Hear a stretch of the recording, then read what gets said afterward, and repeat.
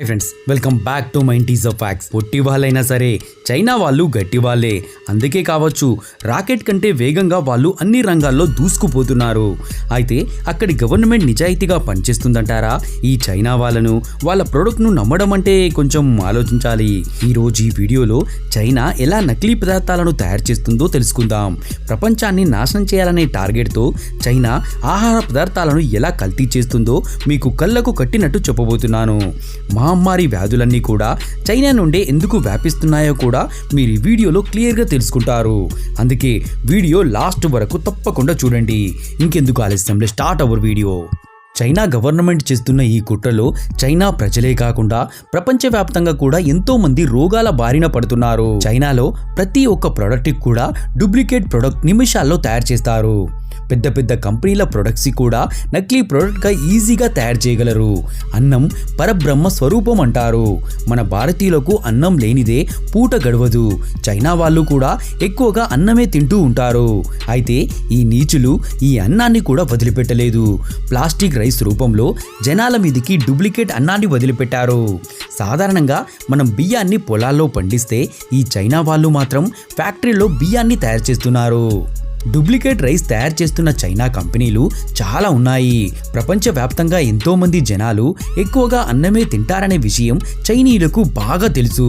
దాంతో ఈ rice market మీద వీళ్ళ కన్ను పడింది.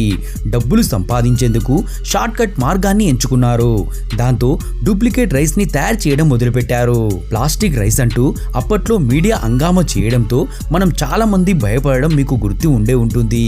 అయితే వాస్తవానికైతే చైనా ప్లాస్టిక్ రైస్ తయారు చేసింది.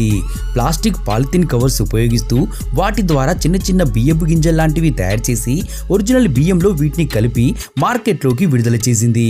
బ్యాడ్ లక్ ఏంటంటే ఈ ప్లాస్టిక్ రైస్ కి అతిపెద్ద మార్కెట్ మన భారతదేశమే. ఇటువంటి ప్లాస్టిక్ రైస్ తింటే మన ఆరోగ్యం ఏమవుతుందో మీరే ఊహించుకోవచ్చు.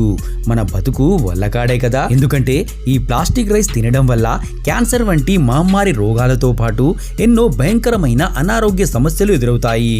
అయితే మనం ఎలా పోయినా ఏమైపోయినా సరే చైనా వాళ్లకు పట్టింపు లేదు. మన ఆరోగ్యాల గురించి వాళ్ళు అస్సలు ఖాతరు చేయరు. నిజానికి అన్నం తినొద్దని డాక్టర్లు చెప్తుంటారు. ఎక్కువగా కార్బోహైడ్రేట్స్ ఉండడమే కాక తక్కువ మోతాదులో ప్రోటీన్లు, శరీరానికి కావలసిన పోషకాలు తక్కువ స్థాయిలో ఉండడం వల్ల రైస్ తగ్గించమని డైటీషియన్స్ సలహాలు కూడా ఇస్తూ ఉంటారు. తెల్లన్నం తినడం వల్ల షుగర్, ఒబాసిటీ వంటి రోగాల బారిన పడే అవకాశం ఉంటుంది. మరి అలాంటిది ఈ ప్లాస్టిక్ రైస్ తింటే ఏమవుతుందో ఒకసారి మీరే ఆలోచించుకోండి. ఇంతకీ ఈ ప్లాస్టిక్ రైస్ ఎలా తయారు చేస్తారో ఇప్పుడు తెలుసుకుందాం. ఫ్యాక్టరీలో ఉండే పెద్ద పెద్ద మిషన్లలో ప్లాస్టిక్ కవర్లను వేస్తారు. ఈ మిషన్లు ఈ కవర్స్ ను కరిగిస్తాయి. ఆ తర్వాత వీటిని దారాలుగా మారుస్తారు.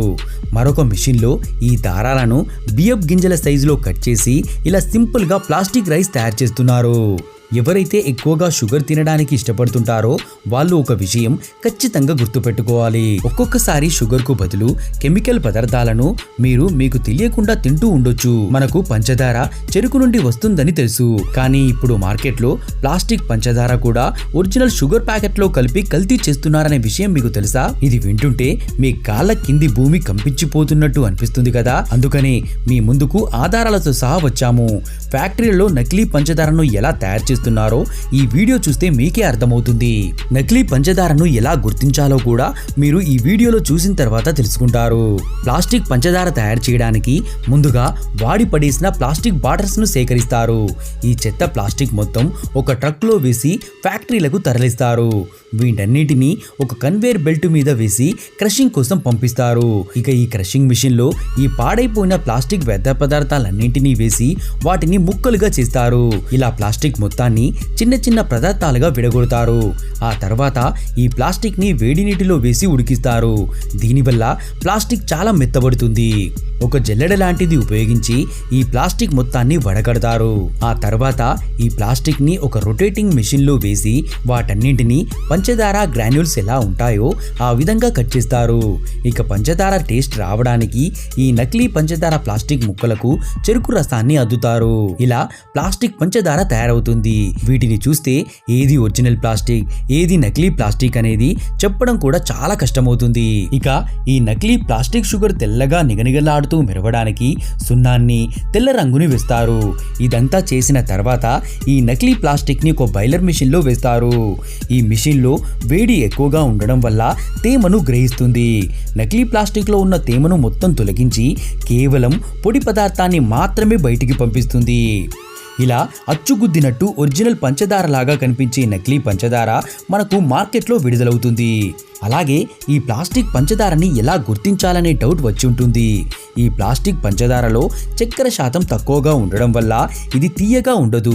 కాబట్టి ఏదైనా పంచదార తీయగా లేకపోతే అది డూప్లికేట్ షుగర్ అని మీరు గుర్తించొచ్చు. ఇక డూప్లికేట్ షుగర్ ని గుర్తించడానికి మరో విధానం ఏంటంటే ఈ పంచదార నీటిలో తొందరగా కరగదు. అంతేకాకుండా ఈ నకిలీ పంచదార సమయం గడిచే కొద్దీ తెలుపుదనం కోల్పోతుంది. ఈ ప్లాస్టిక్ పంచదార మీద ఎక్కువ కాలం తెల్ల రంగు ఉండదు కాబట్టి అది మెల్లిమెల్లిగా నల్లబడుతుంది.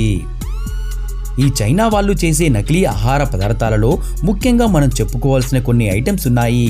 వాటిలో మనం రోజు వాడే నూనె కూడా ఒకటి. చైనాలో ఉన్న స్ట్రీట్ షాప్స్ పక్కనే ఒక పెద్ద గుంత లాంటివి ఉంటాయి. అవి చూడ్డానికి మన డ్రైనేజ్ పైపుల్లా కనిపిస్తాయి. వాటిలో మురుగునీరు, జంతువుల ఎముకలు, మాంసం వంటివి వేస్తూ ఉంటారు. కానీ ఇక్కడ చూడండి, వీడెవడో ఆ డ్రైనేజీలో నుండి మాంసాన్ని, చెత్తా చెదారాన్ని బయటకు తీస్తున్నాడు కదా. అతన్ని చూస్తూ ఉంటే స్వీపర్ అని మీరు అనుకోవచ్చు, కానీ ఇక్కడే మీరు పప్పులో కాలేశారు. ఈ డ్రైనేజీలో నుండి చెత్తను తీసిన ఇతను అదే చెత్తతో నకిలీ నూనెను తయారు చేస్తాడు. ఇది విని మీరు షాక్ అయ్యారు కదా. చైనాలో ఇది సర్వసాధారణమైన విషయం. స్ట్రీట్ షాపులలో ఇటువంటి నూనెను తక్కువ ధరకు అమ్ముతూ ఉంటారు. ఇటువంటి చెత్త నూనెను ఉపయోగించి మన ఆరోగ్యంతో ఆడుకుంటారు. ఒక పెద్ద స్ట్రింగ్ ఆపరేషన్ చేసి ఒక న్యూస్ ఛానల్ వాళ్ళు ఈ విషయాన్ని ధైర్యంగా బయటపెట్టారు. అందుకని ఈ వీడియో ఇప్పుడు మన ముందుకు వచ్చింది. చైనా ప్రభుత్వం ఈ విషయాన్ని కొట్టిపారేస్తూ చైనాలో ఇటువంటి నకిలీ నూనెను తయారు చేసే వాళ్ళు లేరని చెప్పుకొచ్చింది.